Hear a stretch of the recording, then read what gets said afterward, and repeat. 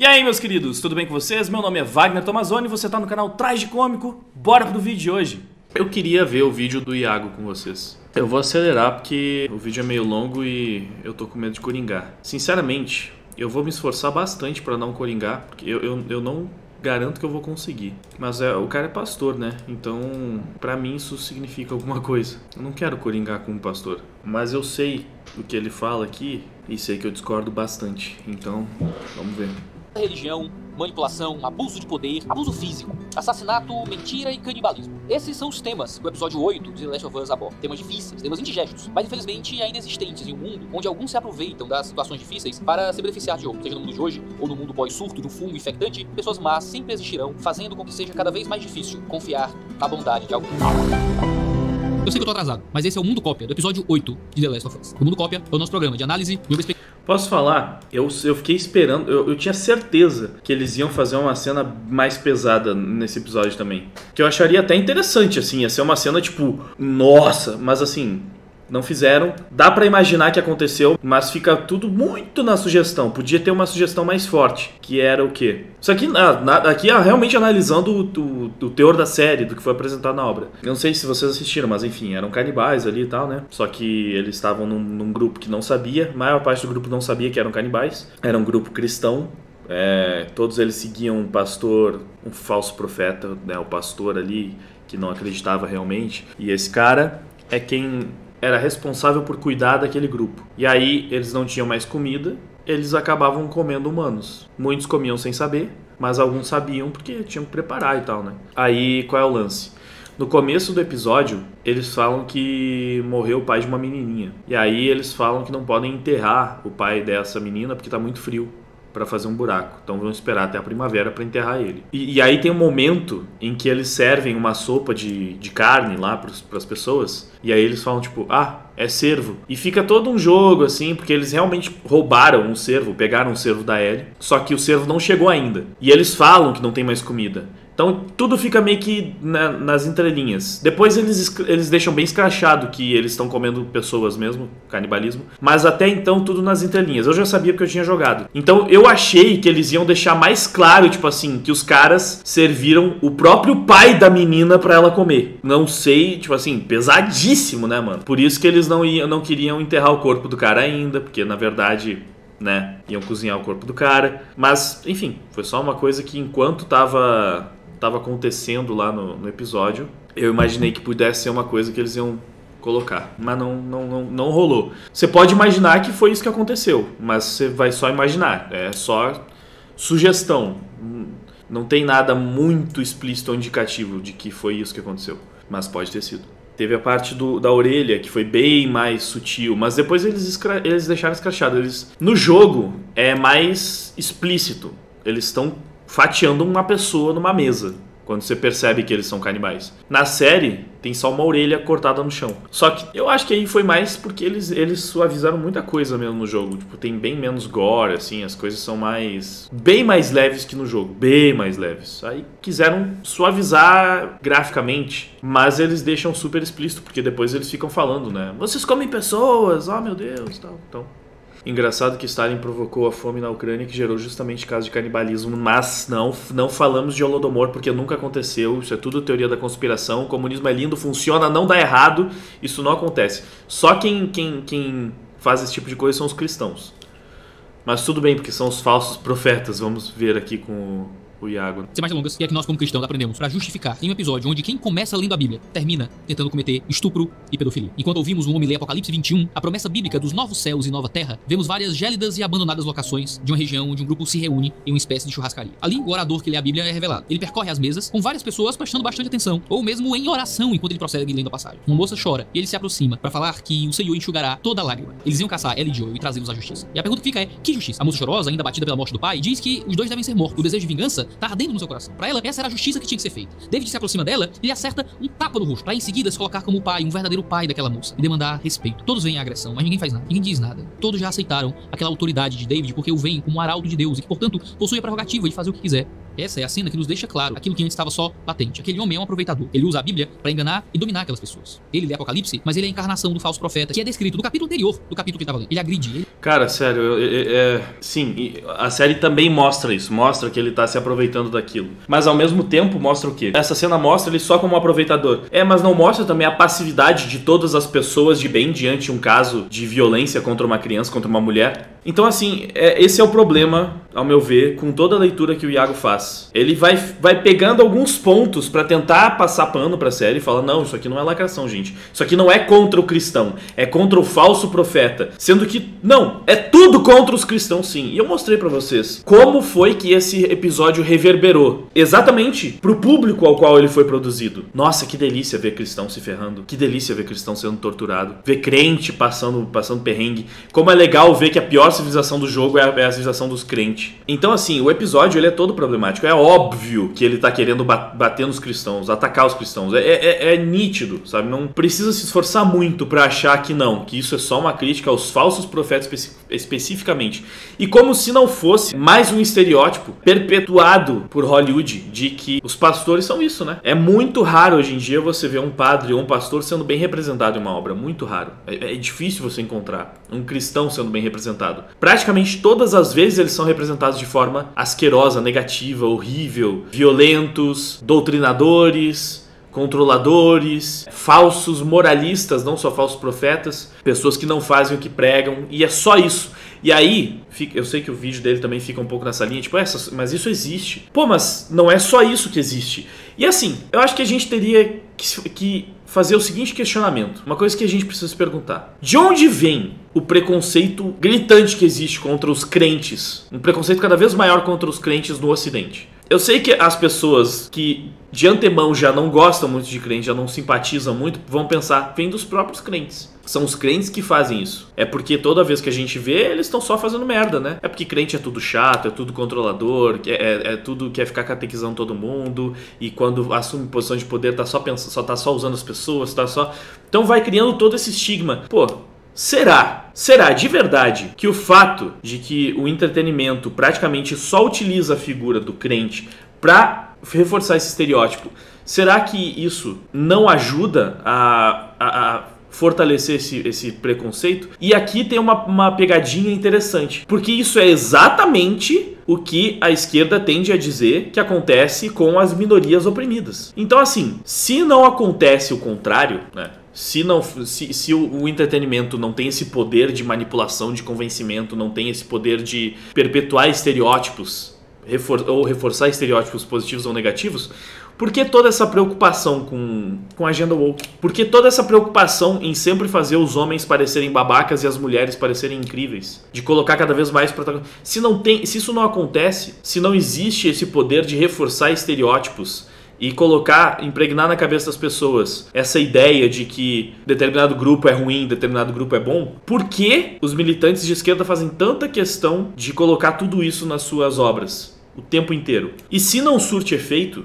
se não tem esse poder, como é que a gente viu o monopólio do discurso progressista, do discurso identitário, do discurso woke, em todas as mídias, de forma que isso virou o pensamento hegemônico? Como que tudo isso virou basicamente senso comum? O mainstream praticamente determina ali o senso comum, né? Essa parada de que o homem oprime a mulher virou senso comum. A mídia sempre se esforça para colocar em destaque só as matérias onde o homem é o vilão e a mulher é a vítima. E existem várias comprovações disso. Tem uma história, eu não me lembro com detalhes, mas é algo como... alguns terroristas sequestraram alguns garotos em algum lugar para chamar atenção e praticamente não conseguiram nenhuma mobilização ao redor daqueles garotos que foram sequestrados. E aí, para conseguir chamar atenção das autoridades mesmo, para fazer com que as pessoas se mobilizassem, eles sequestraram uma menina. E ficou tipo... E aí o negócio ficou totalmente relevante. Todo mundo começou a dar atenção para a menina que foi sequestrada. Então assim, é nítido que essas histórias ganham muito mais repercussão, chamam muito mais atenção da mídia. Então tudo isso existe, tudo isso é utilizado para controlar, para mover a janela de Overton, que hoje está muito movida para o lado esquerdo. Será que é muita viagem presumir que boa parte desse estigma negativo, desse preconceito negativo em cima do crente, da figura do pastor, do padre, do cristianismo como um todo, será que isso não é um reflexo direto do fato de que a gente só vê essas representações totalmente negativas na mídia. É muita viagem pensar que o preconceito contra os crentes está muito maior hoje do que era 10 anos atrás no Brasil. Então eu acho esse vídeo do Iago, infelizmente, talvez seja um pouco pesado que eu vou falar aqui, e novamente eu me sinto mal por estar, sei lá, confrontando um pastor. É uma posição que eu não queria estar, infelizmente. Mas eu julgo que o vídeo dele é até um desserviço, mano. Porque ele não tá simplesmente oferecendo a outra face. Ele tá basicamente validando, elogiando e enaltecendo uma obra que tem o objetivo de destruir a fé dele. Destruir a crença dele. Eu sei que ele... Eu vou imaginar que ele realmente não acredita nisso, que, na minha visão, ou muita ingenuidade, ou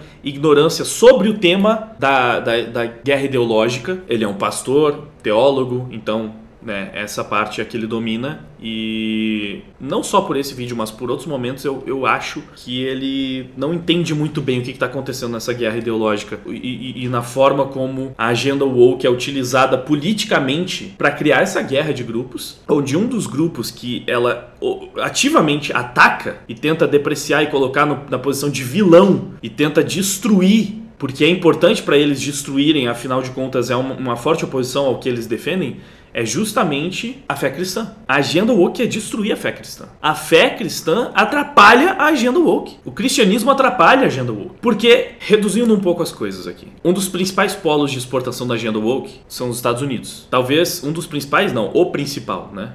Podemos claramente colocar assim, afinal eles exportam entretenimento para o mundo inteiro e eles exportam essa narrativa para o Ocidente inteiro. O Oriente não é tão receptivo com a agenda woke, mas o Oriente inteiro já comprou, o Ocidente inteiro já comprou essa agenda. Nos Estados Unidos, a gente tem uma grande divisão, uma polarização mesmo, porque lá existem só dois grandes partidos. Existem os partidos menores e inexpressivos, mas dois grandes partidos, republicanos e democratas, polarizam as políticas americanas. O que mais define o voto de um eleitor nos Estados Unidos? Você sabe o que é? O que mais muda? Tipo assim, se a gente fizer recortes demográficos de pesquisa, sabe o que mais vai definir o voto de um americano? Não é a raça, não é o sexo, não é a sexualidade. Você pode pegar, os negros votam mais nos democratas, as mulheres votam mais nos democratas, os LGBTs votam mais nos democratas. Esses são os recortes que mais garantem voto. A gente está garantindo aqui o voto dessas pessoas? Não. O que mais muda voto nos Estados Unidos, segundo pesquisas feitas lá, é a fé. O eleitorado mais fixo é justamente o eleitorado cristão para os republicanos. Entre os cristãos, você tem muito menos dos que votam em democratas do que em todos os outros recortes. O que isso significa? Se você pensar politicamente, o que isso significa? Pensa como um democrata. Se você quer garantir vitória em praticamente todas as eleições, qual é o grupo que você precisa diminuir radicalmente? Porque é um grupo que está sempre garantindo um número expressivo de votos para o outro lado. Diminuir o número de cristãos é objetivamente diminuir o número de votos dos republicanos. De onde vem a agenda woke? Do Partido Democrata. Assim, é tão difícil juntar as pecinhas. É uma coisa tão assim, nossa, teoria da conspiração? Sério mesmo? A gente vai falar, seres humanos não são falhos? Os líderes não são repletos de interesses por trás das suas ações? Será que não existe um propósito muito bem estabelecido? Se toda essa galera que domina o mainstream do entretenimento, Hollywood, né? Eles dominam Hollywood. A maior parte dos atores são democratas, são de esquerda, são wokes, são lacradores. A maior parte dos diretores, a maior parte dos roteiristas, a maior parte dos críticos, a maior parte do... Como é que é? Não é comitê que vota no Oscar, é a academia, né? Enfim, toda essa...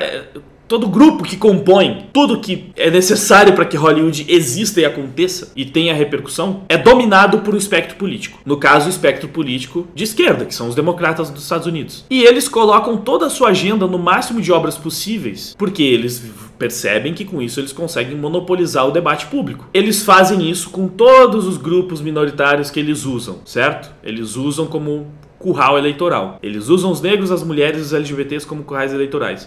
Assim como por muitas vezes já usaram imigrantes, proletariados. Ainda usam, claro. Mas hoje está mais concentrado, né, nessas militâncias. Mas sobre os cristãos não tem nada a ver. Não, mas aí a gente percebe que eles estão usando tudo isso. Pô, The Last of Us fez apologia a toda a pauta woke. Toda a pauta woke. E no 2 vai fazer mais ainda, né? Eu quero só ver se eles não vão dar uma estendida mais na parada da maconha que vai rolar, sovaco cabeludo, aborto. Eu presumo que o Iago seja contra o aborto, mas eu não sei se ele tem algum argumento a favor. Eu presumo que ele seja contra, como pastor, como cristão, eu presumo que seja, mas sei lá. Todas essas pautas vão ser glamourizadas na segunda temporada. Então, assim, não é mera coincidência. Não é coincidência que sempre que vai aparecer alguma pauta, algum discurso ideológico na série de The Last of Us, na segunda temporada mais ainda, não é coincidência que sempre ela vai estar ligada ao discurso democrata. Não é, porque simplesmente os diretores, os roteiristas, a pessoa por trás da idealização do jogo mesmo, todos eles são militantes de esquerda. Então, eles não estão fazendo um episódio para criticar os falsos profetas. Eles não estão passando uma mensagem bíblica. Eles definitivamente não estão. Assim, é difícil chamar de apenas ingenuidade você imaginar que essas pessoas estão simplesmente querendo passar uma mensagem bíblica contra os falsos profetas. Não,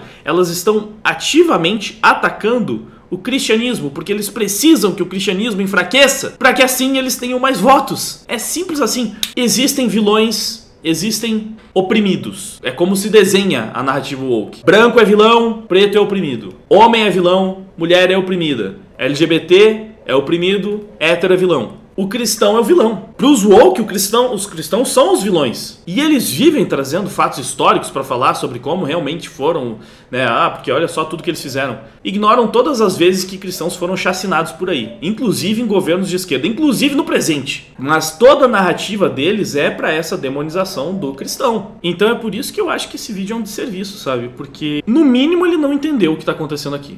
Não entendeu.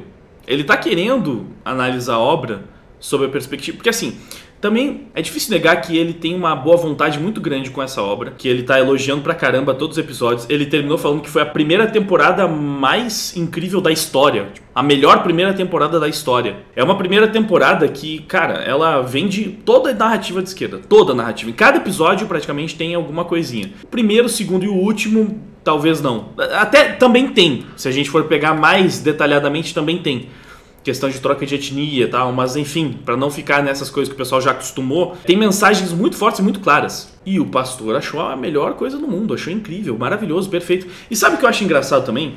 Que muitas pessoas, porque viram que um pastor falou, olha, ele é pastor e ele achou tranquilo um episódio que basicamente insulta o cristianismo do começo ao fim, de propósito. Porque vamos lembrar, o personagem original, o canibal original, o personagem mais escroto da série, originalmente não é um cristão. Então eles de propósito pensaram, vamos transformar esse cara num pastor e todos os seguidores dele em cristãos para mostrar como o cristão é burro, é a ovelhinha idiota que se deixa seguir por um falso profeta e que assiste todo esse tipo de absurdo passivamente, mas não tem nada, não, nenhuma crítica ao cristianismo. Eu vi nos comentários dele, pelo menos, tem muitas pessoas contestando o que ele fala aqui. Pelo menos. Pessoas falando, tipo, porque a série basicamente mostra um monte de pecados como se fossem virtudes, ao mesmo tempo em que, sim, ataca a imagem do cristão sem nenhuma objeção. Não existe um contraponto. Teve alguém que fez um comentário muito interessante. Se o objetivo da série fosse mostrar que o problema são os falsos profetas, eles teriam em algum momento colocado algum cristão se levantando contra esse falso profeta,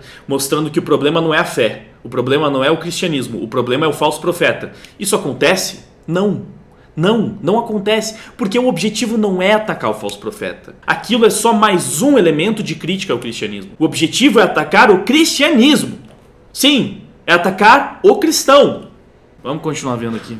Ele abusa e ele se encobre com a capa de um profeta, que justifica os seus abusos com a palavra de Deus. O seu prato é bem servido, enquanto os pratos dos demais minguam restos escassos de comida. Eles lhe servem, aceitam o que ele faz, obedecem o que ele manda, apanham dele. Quando saem pra caçar Ellie e Joel na manhã seguinte, David sai acompanhado de alguns homens, dentre os quais James, o seu braço direito, que arrisca dizer que eles não deveriam trazer Ellie com eles, pois seria mais uma boca pra ser alimentada, e que talvez fosse a vontade de Deus que ela morresse. E vemos David parar, se virar, encarar James como se dissesse: quem é você pra falar da vontade de Deus? Eu sou o portador e profeta dela. James baixa os ombros, se cala em submissão. Com a mesma mão que ele bate, ele oferece, porque é isso que abusadores fazem. Lhe humilham, lhe destroem, lhe ferem, mas também lhe fornecem alguma coisa boa. Relacionamentos abusivos geralmente apresentam altos e baixos, que se fossem baixos o tempo inteiro, ninguém permaneceria deles. O marido que espanca num dia traz flores no outro. O líder que humilha em público também diz que vê em você coisas grandiosas. Ao invés de servir, ele é servido. Ao invés de um pregador da mensagem de Deus, ele é um líder inconteste, que não pode nunca ser questionado. Quando ele olha pra Ellie mais à frente, diz que ela era igual a ele, que poderia ser como ele, que se via nela, que ela era diferente. São as promessas falsas de quem deseja te colocar pra cima, simplesmente pra abusar de você. Ele é o único que pode falar em nome de Deus, porque ninguém tem... Inclusive aqui mais um ponto horrível da série, tá? Porque no jogo existe um motivo pelo qual ele viu alguma liderança, alguma capacidade na Ellie, para além da simples escrotidão dos pensamentos absurdos que ele quer fazer com ela. Na série não, porque novamente eles pularam toda a ação, né? Eles pularam o momento que eles lutam juntos, o momento em que eles podem ver algum valor na Ellie. Ela é só uma menina desbocada e de pavio curto. E aí ele já fica nesse papo de, oh meu Deus, que grande líder que ela é. Claro, você pode ignorar tudo isso e pensar, não, no fim das contas ele só estava fazendo isso porque o objetivo mesmo dele era totalmente carnal e só. E ele só queria isso com ela, eu precisava especificamente dela e nenhuma das mulheres do grupo ali servia. Mas enfim, é só mais um ponto que não funciona tão bem na série quanto funciona no jogo.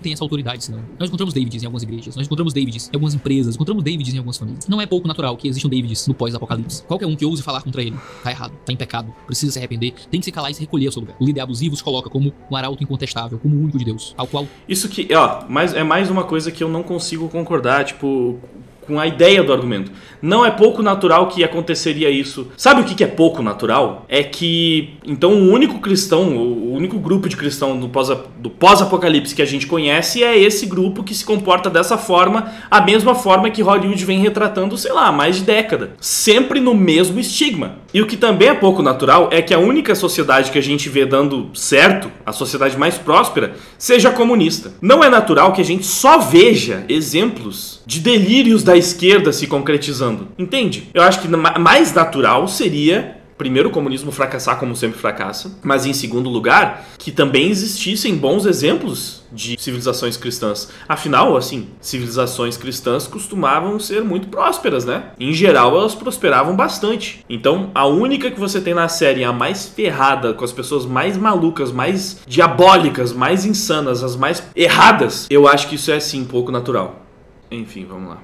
Todos devem se submeter de forma incontestável, porque ele sabe o que Deus quer. Todos devem se calar e respeitá-lo e servi-lo, porque ele é o Pai que fala em nome do único Pai. Quando David e seus homens capturam Ellie, ele conversa com ela já impondo o seu autoritarismo. Você não vai sobreviver sozinha. Você precisa de mim. Ouviu que querem te matar? Sem mim você morrerá. É um jeito de dizer que sem mim nada podeis fazer. Em vez de apontar para Deus como aquele que provê segurança e auxílio, como um homem da palavra de Deus deveria fazer, ele aponta para si mesmo. Ele se coloca na posição de ser aquele que é necessário para a sobrevivência de alguém. Confie em mim, deposite a sua fé em mim e eu serei o seu auxiliador. No saguão da churrascaria, é uma frase que diz que quando precisamos, ele proverá. E isso é usado por David para se colocar nessa posição com Deus. Ou pior, como vemos na conversa seguinte, que ele tem com Ellie uma posição acima de Deus. David havia dito que havia encontrado a Deus, mas não de maneira salvífica. Ele encontrou Deus como um instrumento de manipulação. Segundo David, todos são animais. Não importa se são cervos, coelhos ou pessoas. Cervos são caça. Igualmente, pessoas podem ser. David se entende como um predador no topo da cadeia alimentar que precisa sobreviver e fará tudo para isso. Eu deveria deixar meu povo morrer de fome? David diz quando Ellie descobre que ele e alguns matavam e serviam pessoas. Em segredo, os demais. Esse povo confiou sua vida em minhas mãos. Eles esperam a minha profissão. Eles me amam. E David usa termos que designam a fé das pessoas nele. Uma fé que deveria ser posta apenas em Deus. É isso que acontece quando líderes permitem que as pessoas entreguem a eles um tipo de submissão e isso é própria ao próprio Senhor. Eles acabam tendo que matar pessoas e servir pessoas para manter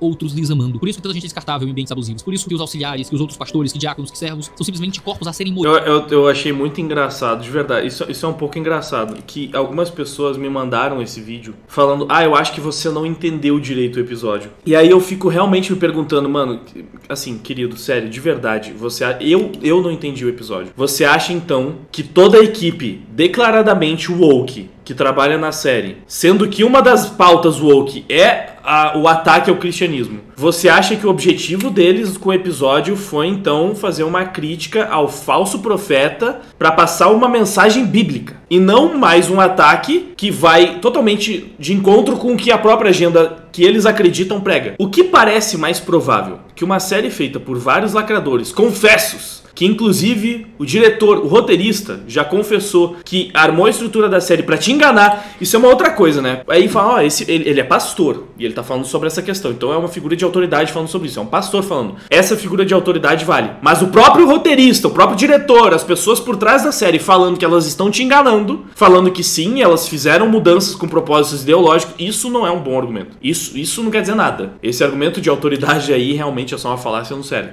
Não é porque o cara disse que ele queria te enganar que ele tá falando a verdade, que a série realmente foi montada de um jeito que tava sendo usado pra te manipular, pra te fazer ver o que eles queriam que você visse. Olha, quem não entendeu a série foi o Iago. É simples assim. Se ele acha que o objetivo foi simplesmente criticar falsos profetas e não um ataque deliberado aos cristãos, ele não entendeu. O fato de ser um pastor, um teólogo, não significa que ele é um perito em analisar discurso ideológico, discurso político colocado em séries para fazer doutrinação, lavagem cerebral no público. Ó, eu acompanhei de perto isso acontecendo. De perto essa doutrinação acontecendo. E eu já não vou falar disso de novo, já falei em outros vídeos, né? Mas, enfim, é triste que tenha gente usando esse vídeo como base para falar, não, olha... Sabe o que realmente eu sinto que é isso? É uma necessidade muito forte de praticar o auto-engano. São pessoas que gostaram muito da série e elas não querem acreditar que elas foram metralhadas com discurso ideológico sem perceber, ou que elas conseguiram gostar de uma série que é cheia, repleta de discurso de esquerda, de discurso de extrema esquerda às vezes, né, comunismo. Enfim, de discurso woke, lacrador, doutrinador. Mas é aquilo, mano, você pode adorar uma série que é cheia desse tipo de mensagem, acontece, mas não muda o fato de que a mensagem tá ali e ela tá ali por um motivo, com um propósito, que é te doutrinar, que é te enganar. Muito bom se você não se deixar enganar. Mas se você tá defendendo tão fervorosamente, mesmo os aspectos doutrinadores da série, então fica difícil imaginar que você não tá realmente sendo enganado por ela. E eu não usaria o Iago, de quem eu não vou comentar nada do ponto de vista da teologia, né? Mas eu não usaria ele como referência quando o assunto é guerra cultural, porque não é a primeira vez que eu vejo ele falando coisas das quais discordo muito. Então, assim, para ser benevolente, eu acho que ele é muito ingênuo nesse assunto. Eu acho melhor imaginar que é ingenuidade e não que ele realmente prefere acenar para esse grupo, porque não faria sentido. Não faria muito sentido, pelo menos, na minha visão. Enfim, o que mais que ele fala aqui? Moídos e servidos em bandejas para pessoas que nem sabem que estão comendo gente. O crescimento da igreja, a prosperidade da empresa, a riqueza da família, muitas vezes é às custas de pessoas que estão sendo usadas, abusadas e destruídas de uma forma que só poucos sabem de que carne todos estão comendo. É ele que chega perto da moça e faz a moça parar de soluçar. É ele que se coloca como aquele que enxugará as lágrimas ao apontar falsamente para Deus. Ele na verdade está apontando para si. Ele quer ser adorado. É curioso que ele se reúne em uma churrascaria, não em um templo ou em uma casa. As pessoas ali são as carnes a serem mastigadas por ele da mesma forma como a carne em seu prato. As pessoas ali são só ovelhas, mas ele não é o seu pastor. Ele é o lobo que quer devorá-las. Ele tem um ego inflado. Bajula ele, você é igual a mim, uma líder nata, esperta, leal, violenta. Ele quer manipular ele, quer formar nela aquilo que ele sempre foi, uma pessoa que está acima das outras. Ele diz que... Sabe por que como tu percebe que esse discurso... Eu presumo que ele não jogou o jogo, né? Por que essa visão dele, ela tá tão equivocada? Porque tudo isso acontece no jogo onde ele não era um pastor. Então... Aí fica a pergunta, se no jogo, ele jogou sim, isso pra mim deixa mais estranho. Se ele já jogou, deixa mais estranho. Porque tudo que ele tá falando que é uma crítica ao falso profeta, não sei o que, tudo isso tá no jogo sem que o cara fosse um pastor. Então não foi colocado ali na série como uma crítica ao falso profeta. É o contra... Por que será que eles quiseram transformar esse cara, que já era esse monstro no jogo, só que sem essa mensagem, sem essa máscara de cristão pra atacar o cristianismo? Por que será que escolheram pontualmente ele pra colocar nesse lugar, se não pra simplesmente fazer mais uma crítica, mais uma representação absurdamente negativa do cristão, do pastor, enfim? Em resumo, nada do que o personagem faz nessa descrição dele é pelo fato de ser o falso profeta, porque tudo isso ele faz exatamente igual no jogo, sem ser um falso profeta. Então as coisas absolutamente não estão ligadas, é só o mesmo roteiro, né? A parte do falso profeta está lá simplesmente como uma crítica ao cristianismo, por mais que o nosso querido Iago negue. Sempre teve um coração violento. E como filho do mundo, ele chegou à verdade. Essa verdade não foi Deus. Essa verdade não foi algo que o Espírito Santo lhe convenceu, dizendo que ele é pecador, que está no caminho da justiça e do juízo. Não, nada disso. A verdade que ele encontrou foi que o Cordyceps, o fungo, não é do mal. Ele simplesmente age segundo seus interesses. Ele é frutífero, se multiplica, se alimenta, protege seus filhos e garante o seu futuro com a violência que for necessária. David viu amor em como o Cordyceps age. David se vê acima de Deus porque acha que não precisa dele, mas as outras pessoas sim. Elas não aguentariam a verdade de que não há Deus, de que ele não é necessário. Elas precisam de Deus, precisam do céu, precisam de um pai. É exatamente isso que David diz pra moça que havia perdido seu pai. Ele se coloca como o pai dela. A história nos mostra que se muitas vezes cenários abusivos com lideranças autoritárias podem nos traumatizar e fazer com que nunca mais confiemos de novo, que nunca mais voltemos em uma igreja, que nunca mais abramos o nosso coração a um pastor, que a gente nunca mais acredite em um marido ou uma esposa, que a gente descreia nos relacionamentos. Às vezes, mesmo em ambientes como esse, a gente pode encontrar alguém que realmente nos ame, que realmente nos receba nos braços, que realmente nos trate como filho, como ovelha, como marido ou como esposa. Joel perdeu Sarah, mas encontrou a Ellie. Ellie não tinha pai e encontrou Joel, alguém que lhe protegeu, lhe ensinou e lhe alimentou. Joel encontrou em Ellie uma forma de continuar a vida que havia parado. Sua luta não era apenas pela sobrevivência, mas depois do que viveu com Ellie, ele tinha um propósito pelo qual viver, algo além de si pelo qual lutar. David era um pai abusivo, que se achava superior aos seus filhos. Ele mandava e eles obedeciam, pura e simplesmente por causa de sua autoridade arrogada para si. Não havia amor, não havia compaixão, havia simplesmente abuso. Joel, por outro lado, passa a se importar com Ellie e vê-la como um... Sabe como essa análise dele faria algum sentido? Não que não faça nenhum sentido, mas sabe como ela, de fato, reforçaria a ideia de que o objetivo da série não foi simplesmente atacar e fazer escárnio do cristianismo, se o Joel fosse cristão. Se o Joel fosse um exemplo positivo, uma boa representação, se ele demonstrasse que ele é um cara que, né, coloca em prática a sua fé, mostrasse que sim, existem também bons exemplos aí no mundo, por mais que ainda teria muitas problemáticas, porque o Joel faz muita coisa errada, ele não é exatamente um herói. Mas nesse contexto, onde ele vai lá, abraça a Ellie e salva a Ellie de tudo isso e acaba sendo esse exemplo do pai verdadeiro, eu acho que isso faria um pouco mais de sentido. Entender que não é uma crítica ao cristianismo como um todo, e sim só ao falso profeta, se a gente tivesse pelo menos uma boa representação, sabe? Um contraponto. Alguma demonstração de que também existe algo bom no cristianismo. Porque nesse episódio isso não acontece. Não tem nada de bom. Nada de bom. Você só vê cristão sendo trouxa, enganado, omisso, fraco, manipulador, falso, canibal, pedófilo. É só isso. Não existe nada de bom. Nada. Se você realmente quer tampar completamente seus olhos para isso que a série esfregou na sua cara pra achar que não, é uma mensagem bíblica. Bom, aí o que eu posso fazer, né? Não deixe que seu histórico de abuso faça você achar que só existem Davids no mundo. Ainda existem Joels, gente pecadora e violenta, mas que em algum nível luta contra o próprio coração, a fim de amar e cuidar daqueles que realmente precisam. Nisso, David estava certo. Nosso coração é violento. Assim como o meu, assim como o seu, há violência em nossos corações. Uma violência que só pode ser aplacada pela graça de Cristo. Só encontramos a verdade, que liberta quando cremos na palavra de Deus. Só encontramos a cura para a nossa doença mortal, o pecado, no sangue, não de Ellie, mas de Cristo. É crendo em Cristo que podemos chegar ao trono da graça, confiantes que seremos atendidos quando precisarmos e nada mais poderá ajudar. E somente em Deus é que podemos ter certeza de encontrar um Pai que nos supre no nosso momento de necessidade. Deus veste os lírios, Deus alimenta os pássaros, muito mais dará aos seus filhos, os quais entregou seu filho unigênito para morrer por ele. Existem muitos maus pastores no mundo, mas não temo. O grande pastor entregou a vida pelas suas ovelhas. Quando comemos a carne dele, bebemos do sangue dele, nós vencemos o mundo e encontramos uma nova família, onde podemos ser recebidos como pais, filhos, irmãos e irmãs, aqui agora e por toda a eternidade. É nessa família que, mesmo diante dos traumas mais profundos e dos abusos mais severos, nós podemos encontrar braços que nos recebam e nos curam. Bom, ele transformou o episódio feito para perpetuar o preconceito contra o cristão, para estigmatizar a cristão ainda mais, para fazer escárnio dos cristãos em um culto, ou algo assim, né? Ele transformou em um discurso, fez uma análise, digamos que puxando pro lado dele, para a interpretação que ele quer ver daquilo, e ignorando, obviamente, muitas coisas no meio do caminho, como o fato da omissão completa de todo mundo do grupo, também é uma parte da crítica da série, para simplesmente exaltar, sei lá, a mensagem bíblica que o episódio supostamente passaria. O problema, e acho que esse é o maior problema, é que de verdade as pessoas, assim, se você mostrar esse episódio para 99% das pessoas, elas não vão absorver isso aqui que ele tá falando. E esse é o ponto principal, porque isso é importante. A forma como o público tá absorvendo, porque é a forma como o diretor quer passar aquilo pro público. Então quando você vai e escreve no Twitter The Last of Us crente, ou Tlow crente, e você vê que tá todo mundo vendo o episódio de outra forma, você vê, cara, não é essa a mensagem. Se fosse, o que obviamente não é,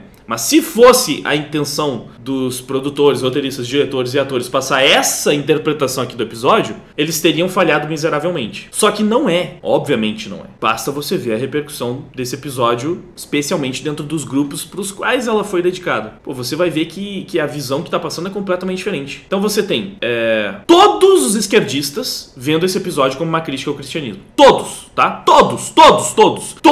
Eu não vi um, e eu acho que é um belo de um desafio você tentar encontrar um que tenha falado, não gostei desse episódio de The Last of Us porque ele enaltece o cristianismo, porque ele passa uma mensagem bíblica. Tenta encontrar um esquerdista que tenha visto esse episódio assim com esse olhar. Tenta encontrar. Então, todos os esquerdistas viram esse episódio como uma crítica ao cristianismo e eles acharam o máximo porque estão lá torturando crente. Boa parte da direita e boa parte dos cristãos, para não falar a maior parte, eu vou dizer a maior parte dos conservadores, dos anti-woke e do pessoal de direita, também viu esse episódio como uma crítica ao cristianismo. Sabe qual é o recorte muito específico que está tentando não ver esse episódio como uma crítica ao cristianismo? Cara, além do Iago, é basicamente a galera que é de direita, é anti-woke, fala que não gosta de lacração, mas tá gostando da série. Muitas vezes porque já gostava do jogo. É só essa galera. É só esse grupinho, assim, é só essa galera. Porque, no fundo, eu acho que eles sabem. Eles sabem que é isso, mas eles se negam porque eles querem gostar, eles não querem aceitar que eles gostam de uma coisa que tá passando mensagens que eles acham horríveis, mensagens que eles são completamente contra, que eles não querem aceitar que eles estão gostando de uma parada completamente doutrinadora. E eu sempre falo, não tem problema você gostar disso. Esse episódio, ele foi bom. Apesar da lacração, ele foi um bom episódio. Apesar do objetivo, a história funciona, a história é boa, porque já era boa no jogo, né? E seria tão boa quanto, na verdade, eu acho que seria muito melhor se eles não tivessem colocado essa crítica ao cristianismo no meio do episódio, se tivessem mantido como era no jogo. Mas é só essa galera, mano. Só essa galera que tá tentando negar que é desse jeito que o episódio foi feito, que é com essa intenção que ele foi feito. Então toda a esquerda entendeu. A maior parte da direita também entendeu. Praticamente todos os cristãos devem ter entendido. Mas esse grupinho que gostou da série e que tá se esforçando pra negar isso, por ter gostado da série ou por gostar do jogo, essa é a única parte que tá tentando ver com esses outros olhos esse episódio. Não, na verdade não foi bem isso, não foi uma crítica ao cristianismo, foi só o falso profeta. Não, é só esse grupo. E isso é um problema, porque assim, se o objetivo deles foi passar uma mensagem e doutrinar, se o objetivo é reforçar uma ideia por razões políticas, eles foram bem-sucedidos independente do que o Iago acha do episódio. Porque se 90% da audiência absorveu a mensagem de um jeito, acabou. O trabalho tá feito. Se você acha que não foi isso, se o Iago acha que não foi isso, não importa. 90% da audiência pegou a mensagem do jeito que os produtores queriam que fosse passada adiante. Pegou a mensagem que os caras queriam colocar na cabeça da galera. E é isso que importa. Especialmente se a gente for parar pra pensar nos desavisados. Porque essas são as pessoas que podem ser convertidas ou doutrinadas por essas experiências. Seja sincero, mano. Assim, tipo assim, se você tá no time do Iago, se você acha que o que ele falou aqui, não, realmente a ideia do episódio foi essa, tenta ser sincero assim. Você realmente acha que aquela pessoa desavisada, que aquela pessoa que ela, sabe, sei lá, cristão não praticante, acha que não é nem de esquerda nem de direita, não se liga muito em política, uma pessoa mais jovem, ainda tá formando suas ideias, você acha que ela vai ver esse episódio? De verdade, mano, sério, seja sincero com você mesmo. Você acha que ela vai ver esse episódio e vai pensar: ah, o falso profeta é ruim, mas que bom que a gente também tem bons profetas e que a gente tem uma boa figura paterna como a do Joel que pode nos abraçar. Você acha que é isso que ela vai ver desse episódio? Ou você acha que é tipo, ah, olha ali os cristãos, o cara que fala de Deus, mas não prega nada do que acredita, do que fala, enfim, os cristãos tudo ferrado, ah, olha só, tinha que ser o grupo dos crentes aí mesmo, né? Olha só, os crentes deixam um adulto bater na criancinha e ninguém faz nada ali. Ué, todo mundo filho de Deus, todo mundo temente a Deus e ninguém faz nada quando o cara levanta a mão e bate numa criança na frente de todo mundo simplesmente baixa a cabeça e fala, ah, o que você acha, mano?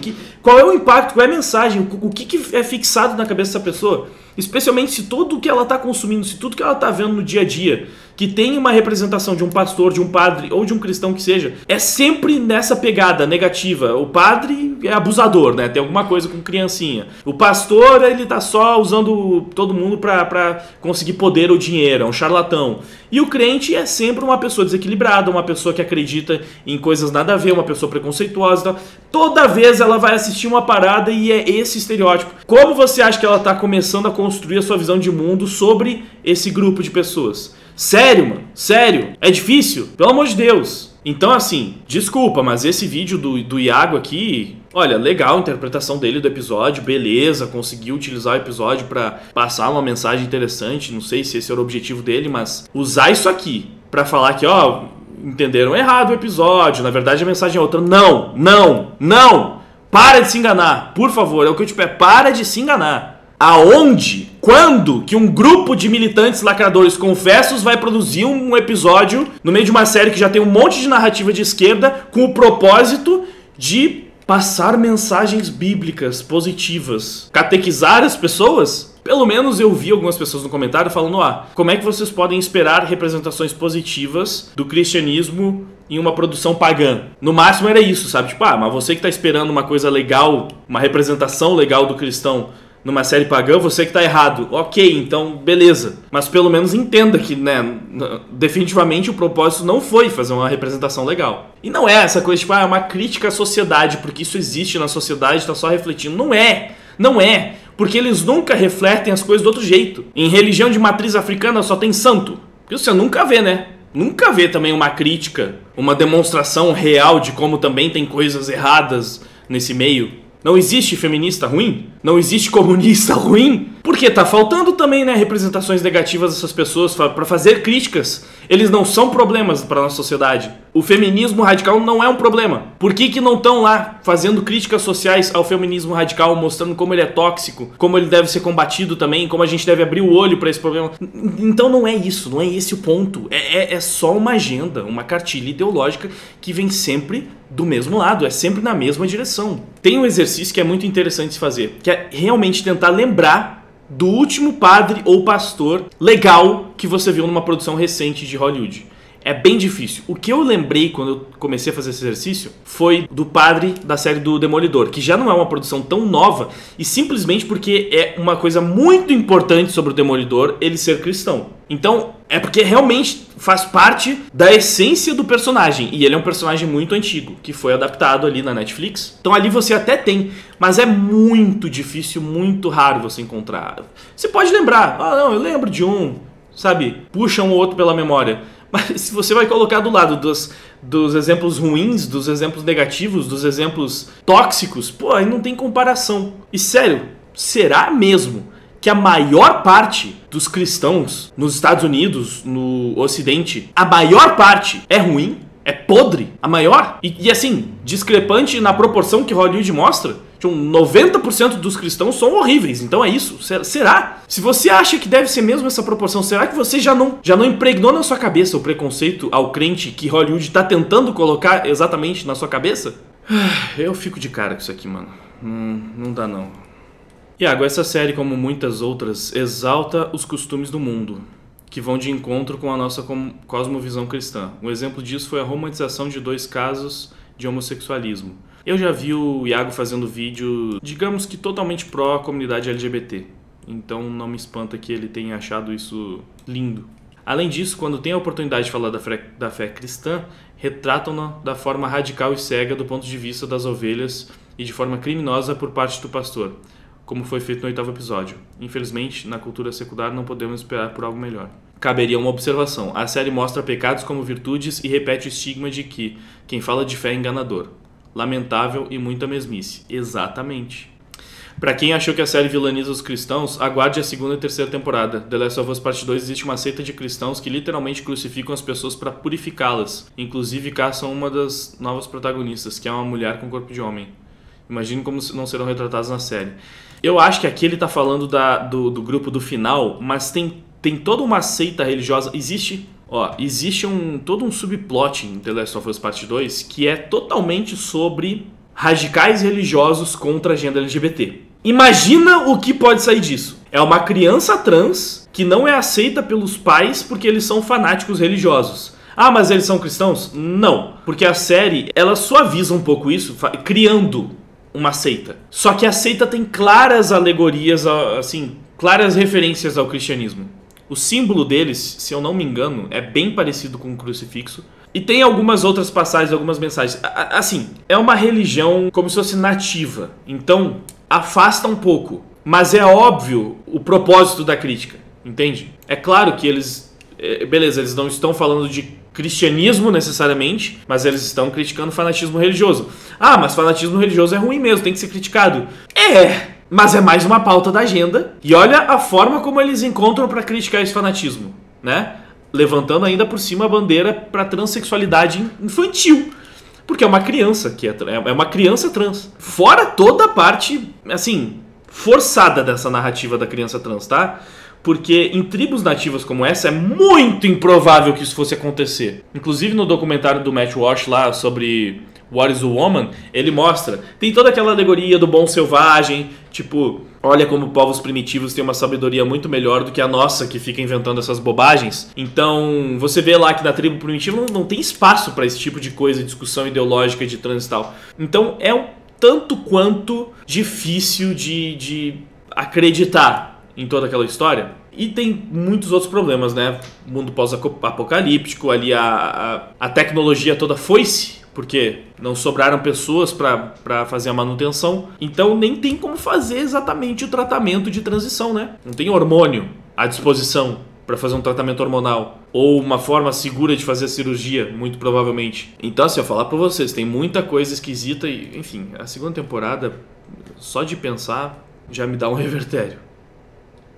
E esse foi o vídeo de hoje, eu espero que você tenha gostado. Antes de ir embora, não esquece de curtir, compartilhar, se inscrever. Dá uma olhada se você não perdeu os últimos lançamentos, porque às vezes o YouTube não está entregando, isso é muito importante. E se você tiver como ajudar fortalecendo, se tornando membro, através do Apoia-se, que o link está ali embaixo na descrição, ou doando para o meu Pix, com o QR Code está aparecendo na tela, pô, eu vou ficar realmente muito grato. Isso é importantíssimo para que eu possa continuar fazendo o meu trabalho. Mas se não tem como ajudar dessa forma, não tem problema, você já ajuda muito só de ter ficado comigo até o final e de curtir, compartilhar, ajudar no engajamento e passar o vídeo adiante. Só isso já realmente ajuda demais. Então, muito obrigado pela sua força, por ter ficado comigo até o final. Agora eu vou indo, você vai ficar com um trechinho de uma música minha. Se você gostar, pode escutar ela na íntegra. O nome tá aí na tela aparecendo pra você, beleza? Fui! Milhões de vidas no total, num pesadelo surreal.